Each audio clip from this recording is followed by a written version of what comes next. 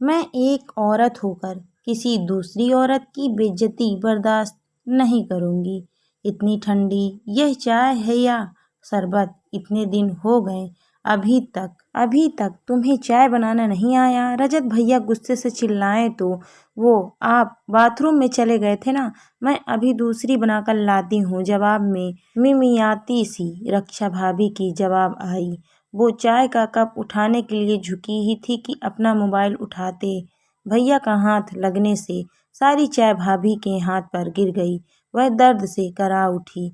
एक काम ढंग से नहीं कर सकती? अभी रजत का हाथ जल जाता तो सामने ही डाइनिंग टेबल पर नाश्ता करती। माँ जी बड़बड़ाई, अरे देखिए ना, भाभी का हाथ जल गया, कहीं छाला न पड़ जाए, मैं बर्फ लेकर आती हूँ। अर्चना नाश्ता छोड़ किचन की तरफ भागी। अरे कुछ नहीं, बस थोड़ा सा है, ठीक हो जाएगा, तुम नाश्ता कर लो, तुम्हें ऑफिस के लिए देर हो जाएगी, भाभी कहती रहीं। वह उनके हाथ पर बर्फ लगाती रही। दर्द की लकीरें उनके चेहरे पर साफ नजर आ रही थी, पर घर के सारे लोग आराम से नाश्ता करने में लगे हुए थे। कैसे लोग हैं बेटा? रात भर गायब रहने के बाद सुबह घर लौटा बिना उससे कोई सवाल जवाब की। सब उनकी खातिरदारी में लगे थे। ऑफिस जाते वक्त रास्ते में भी अर्चना के दिमाग में यही बात घूम रही थी। क्या हुआ आज सुबह सुबह बेगम साहिबा किसके ख्यालों में गुम है? राहुल उसे चुपचाप बैठा देख छेड़ने लगे। कुछ नहीं, बस ऐसे ही। अच्छा राहुल, यह बताओ, रजत भैया आखिर ऐसा क्या काम करते हैं जो रात रात भर घर नहीं लौटते? अचानक उसका ऐसा सवाल सुन राहुल भी हड़बड़ा गए। है उनका प्रॉपर्टी डीलिंग का काम, देर सवेर लोगों से मिलना पड़ता है, काम के सिलसिले में बाहर रहते होंगे। तुम अचानक आज यह सवाल क्यों पूछ रही हो? बंदा तो दिन रात तुम्हारी खिदमत में हाजिर रहता है। वह कुछ और बोलती इससे पहले ही ऑफिस आ गया और दोनों अपने अपने काम में लग गए।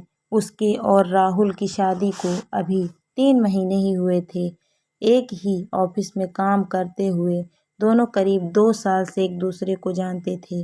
जब दोनों ने शादी का फैसला लिया तो पता नहीं क्यों अर्चना की माँ राहुल के घर वालों से मिलकर खुश नहीं हुई थी। कितनी अच्छी और पढ़ी लिखी फैमिली है माँ। राहुल के पापा कॉलेज में प्रिंसिपल है, माँ जी समाज सेविका, भैया का अपना बिजनेस है। दोनों बड़ी बहनों की शादी हो चुकी है और रक्षा भाभी उनसे मिलकर लगा ही नहीं कि वह मेरी होने वाली जेठानी है। बिल्कुल बड़ी बहन की तरह प्यार से मिली वो मुझसे। और बचा राहुल, उससे तो आप कई बार मिल चुकी हैं। कितनी इज्जत करता है वह आपकी। फिर आप क्यों ही परेशान हैं? उसे माँ की हर चिंता फिजूल लग रही थी। शायद तू सही कह रही है बेटा, भगवान करे ऐसा ही हो, पर पता नहीं क्यों मुझे कहीं कुछ खटक रहा है। हो सकता है यह मेरा वहम हो। तुझे अकेले पाला है, इतना प्यार करती हूँ, इसीलिए चाहती हूँ जिंदगी में तुझे कोई परेशानी ना हो, तू हमेशा खुश रहे।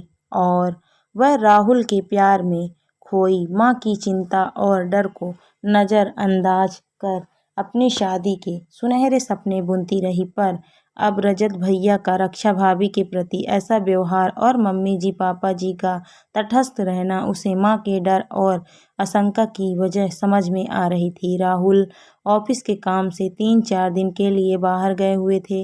रात में सब लोगों के खाना खा लेने के बाद वह रक्षा भाभी के साथ मिलकर किचन समेट रही थी कि बुलबुल आकर रोने लगी तो वह उसे सुलाने चली गई। तभी रजत भैया आकर बोले, जल्दी से मेरा खाना लगा दो। भाभी आती से पहले ही वह उनका खाना गर्म करके टेबल पर रख अपने कमरे में गई। उसे अभी कुछ ही देर हुई थी, रजत भैया के चीखने की आवाज़ आई। ये खाना बनाया है तुमने? इतना ठंडा और बेस्वाद गरम नहीं कर सकती थी? वह जब तक बाहर आई उसके देखते देखते उन्होंने रक्षा भाभी के गाल पर एक थप्पड़ लगा दिया। यह क्या कर रहे हैं भैया? इसमें भाभी की कोई गलती नहीं है, आज खाना मैंने बनाया है। भाभी तो बुलबुल को सुला रही थी, आपके लिए खाना मैं ही रख कर गई कि वह भी गरम करके। आप ही अपने मोबाइल पर लगे हुए थे। वह रोती हुई भाभी को एक तरफ हटाकर बोली। उसे देखकर भैया पीछे हट गए। तभी माँ जी आकर चिल्लाई, अर्चना तुम चुप रहो, यह इन दोनों के आपस का मामला है। आपस का मामला नहीं, यह हमारे घर का मामला है। यह इतनी भी बड़ी बात नहीं है कि अपनी पत्नी पर हाथ उठा दिया जाए। मैं तो देखकर हैरान हूँ कि भैया चाहे गाली गलौज करते रहें, भाभी पर हाथ उठाते रहें और हम सब यह इन सब दोनों की आपस का मामला कहकर तमाशा देखते रहें। आप चुप रह सकती हैं, लेकिन मैं चुप नहीं रहूँगी। भाभी आप चलिए मेरे साथ मेरे कमरे में, मैं बुलबुल को लेकर आती हूँ। वह आगे बढ़ी ही थी कि पापा जी की आवाज़ आई, छोटी बहू अपने कमरे में जाओ। अपनी सास से इस तरह जबान लड़ाते हुए तुम्हें शर्म नहीं आती? जो चल रहा है वैसा चलने दो। हमारे घर के मामले में टांग ना लड़ाओ तो ही अच्छा है। वैसे भी राहुल अभी यहाँ नहीं है, वह आ जाए तब तुम्हारे बारे में भी बात करेंगे। मैं कहती न थी राहुल के पापा जी, ये लड़की हमारे घर की लायक नहीं, पर आपने और राहुल ने मेरी एक ना सुनी। देखो तो कैसे बड़ों से जबान लड़ाती है। यह तो रक्षा को भी बिगाड़ के रख देगी। ऐसे शब्द सुनकर अर्चना का खून खौल उठा। उसे समझ नहीं आ रहा था, ऊपर से पढ़े लिखे और सुसंस्कृत दिखने वाले लोग भी इतने असंवेदनशील कैसे हो सकते हैं। वाह माँ जी वाह। औरत अगर दूसरी औरत के हक के लिए आवाज़ भी उठाए तो वह बेशरम, और मर्द जो चाहे करता रहे, गाली गलौज करे, पत्नी पर हाथ उठाए, वह उसकी मर्दानगी कहलाए। अरे पापा जी का तो छोड़िए, वह तो एक मर्द हैं। आप एक औरत होकर दूसरी औरत के लिए ऐसा कैसे सोच सकती हैं? भगवान ना करे यही सब आपकी बेटी के साथ उसकी ससुराल में हो, तब भी क्या आप उसे उनके आपस का मामला कहकर उन्हें उनके हाल पर छोड़ देंगी?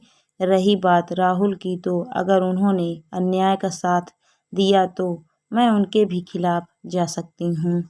बस बहुत हो गया दीदी, अब तक यह सब इसलिए सहती रहीं क्योंकि उनका साथ देने वाला कोई नहीं था, पर अब मैं आ गई हूँ और मैं यह सब बर्दाश्त नहीं कर सकती। आप लोग अपने बेटे को समझाइए, वरना एक बार पुलिस कंप्लेंट कर दी तो आप लोग समाज में कहीं मुंह दिखाने लायक नहीं रहेंगे, कहकर वह रक्षा का हाथ पकड़कर अपने कमरे में ले आई।